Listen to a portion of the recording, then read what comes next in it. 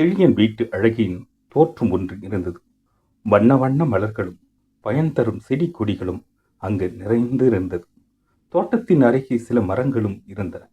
அதனால் அங்கு இடம் எப்பொழுதும் குளிர்ச்சியாகவும் தூய்மையாக காற்றும் இருந்து கொண்டே இருக்கும். மாலை நேரத்தின் செழியன் அங்கு ஒரு மரத்தடியில் விளையாடி கொண்டிருந்தான். ஏதோ ஒரு சத்தம் அங்கு மரத்தடியில் இருந்து கிச்சு கிச்சு என்று வந்து கொண்டிருந்தது. அதை யோசித்து பார்த்து கொண்டிருந்த வேளையில் அவர் தந்தையும் வந்தார். செழியா, என்ன பார்த்து கொண்டிருக்கிறாய் என்று கேட்டார்.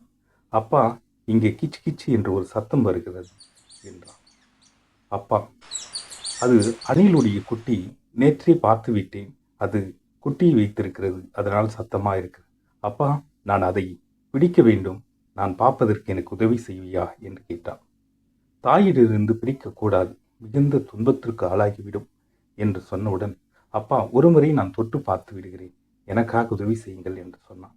சரி என்று அவனை கூப்பிட்டு வந்து 2 குட்டிகளும் அவன் கையில் கொடுத்து துள்ளி குதித்து விளையாடி கொண்டிருந்த போது அது தன் மரத்தை தேடி கூடை தேடி ஓடியது. சரி, என்று நாம் அறிந்து கொண்டிருக்கும் விஷயம் என்னவென்றால், தாயில் இருந்து பிரிக்கக்கூடாது என்று செழியனிடம் சொன்னான்.